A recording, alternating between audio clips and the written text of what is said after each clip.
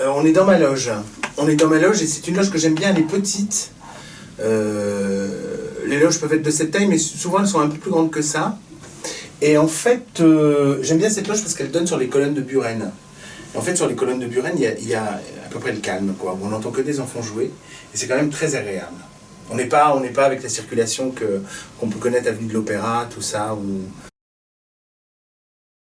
Je suis rentré en janvier 2007 pour un spectacle de Spiro Cimone qui était mis en scène par Galin Stoev qui s'appelait La Festa. Voilà, et j'avais pour parents Gérard Giroudon et Christine Fersen. Voilà. Ce qui, pour commencer, est une jolie généalogie. Voilà. Et c'était très agréable parce que moi, qui étais très nouveau évidemment dans cette maison, je débarquais là. J'avais pour parents des gens très expérimentés et deux futurs doyens, puisqu'à l'époque c'était encore Catherine Samy qui était doyen à cette époque-là. Elle finissait son décanat. Et voilà, ça a été mes parents et ils m'ont appris beaucoup de choses. C'était un cours accéléré de comédie française. Je ne pensais jamais arriver à la comédie française. Bon, moi, c'est arrivé vraiment par hasard et par le hasard d'une rencontre avec Muriel Mayette à l'époque qui m'a proposé de rentrer dans cette maison et j'y croyais pas vraiment. Quand je suis arrivé pour le premier rendez-vous, je lui ai dit mais c'est une grosse erreur. C'est une grosse erreur, moi je sais pas dire les vers, je pensais être un comédien finalement pas très intéressant pour cette maison et n'ayant apporté que ma modeste personne, mais finalement ça s'est bien passé. Voilà, ça a été une couleur peut-être qui n'était pas là dans la maison à ce moment-là et j'ai très vite trouvé ma place et je me suis lié véritablement d'amitié avec les gens de cette maison qui m'ont joliment accueilli et avec qui j'ai plaisir à travailler. J'ai eu la chance de commencer au Vieux-Colombier, c'est-à-dire que quand je suis arrivé le 17 janvier, c'est-à-dire 2 jours après l'hommage à Molière, donc je n'ai pas participé à l'hommage à Molière, je n'ai pas rencontré la troupe. Et les gens m'ont vu pour la première fois sur scène. Et je pense que les seules personnes qui me connaissaient de la troupe, à cette époque-là, c'était Gérard et Christine Fersen, parce que sinon, personne ne me connaissait du tout, et tout le monde m'a découvert sur le plateau. Et c'est une belle façon d'être découvert, finalement. D'être regardé par la troupe, c'est bien d'être vu dans son travail, dans son art. C'est de toute façon énormément d'investissement. On travaille tous beaucoup dans cette maison, énormément. Souvent on répète l'après-midi et le soir on joue autre chose. Parfois on joue plusieurs spectacles dans la semaine quand on est dans l'alternance. Mais bon, c'est quand même un métier magnifique et notre passion, et donc on est vernis, quoi. On est quand même vernis de faire ça. Puis dans cette maison, en plus, c'est quand même fabuleux d'avoir cet instrument de travail, les gens, les techniciens, les équipes qui travaillent avec nous autour de ces beaux projets. On a énormément de chance.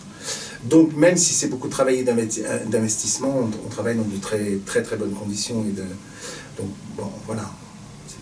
Souvent on a nos matinées. En gros, la vie personnelle c'est tard le soir, quand on va boire un verre avec les amis ou quand on rentre chez soi.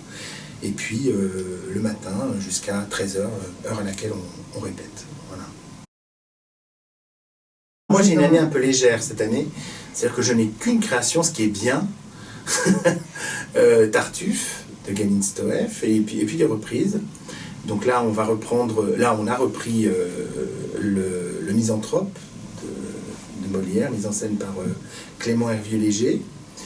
Et puis je vais reprendre, on a terminé là il y a quelque temps le Don Juan qu'on a repris également. Il y aura La tête des autres, mise en scène par L'Île au bord, un texte de Marcel Aimé, qu'on est très heureux de reprendre. Et à la fin de la saison, Le fil à la patte, qui est un gros succès de la maison. Voilà. Avec Fontanet qui sent mauvais et qui ne le sait pas. Il paraît qu'en plus, Feydeau avait écrit ça à dessein pour un acteur qui, paraît-il, ne savait pas à quel point il sentait mauvais de la bouche. C'est très cruel quand même. Si c'est vrai, c'est d'une cruauté incroyable. Je suis un fou de peinture et de... voilà, donc on a la chance d'être à 2 pas du Louvre, et donc dès que je peux, je vais voir des tableaux, des sculptures, la forme des corps figés m'inspire beaucoup, les regards, les histoires qui sont racontées dans les tableaux.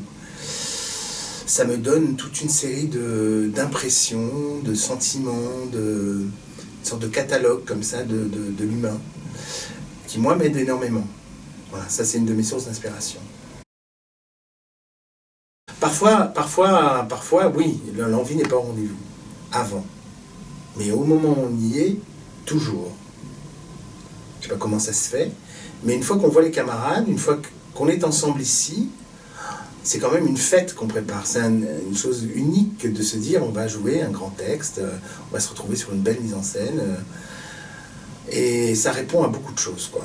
Et ça permet de monter l'énergie et d'y aller. Voilà. Mais oui, ça arrive. Je vous mentirais, ce serait mentir que de dire qu'on a tout le temps une envie débordante de jouer. Non. On est sorti de cette maison, on est allé faire un spectacle dans un lieu, on est allé faire théâtre là où c'était pas un théâtre, c'était une sorte de salon d'exposition. Et Eric Ruff a emporté tout le monde là-bas, voilà, avec une énergie et un désir fou. Et je pense qu'on a fait un beau spectacle. Et j'espère qu'on aura l'occasion de le rejouer bientôt. Ça me ferait très plaisir que, sous son administration, on puisse le reprendre. On ne fait pas du théâtre archéologique dans cette maison, on fait même si on a aussi pour mission de représenter les classiques, dans leur forme, ça peut prendre des formes très novatrices et très différentes. Donc oui, il y a des choses qui sont totalement à revoir dans nos pratiques, et puis dans l'apport aussi des pensionnaires, des plus jeunes, et qui nous forcent nous aussi à bouger sur nos façons de faire, sur nos façons de jouer, voilà, c'est toujours très intéressant, et sur aussi la vision qu'ont les metteurs en scène en arrivant ici. Parfois ils ont une vision un petit peu archaïque de la maison, ils sont assez surpris en général de voir à quel point on n'est pas voilà, on n'est pas des fossiles.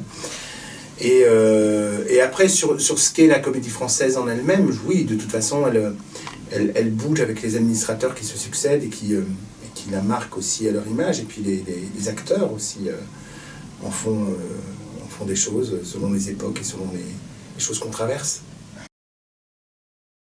J'ai vu deux doyennes partir, Christine Fersen et Dominique Constanza. Je pense très très souvent à elles, et c'est des gens avec qui j'ai eu le bonheur de travailler, pas assez, et c'est un regret. Voilà. J'aurais adoré pouvoir les fréquenter plus, être à leur contact,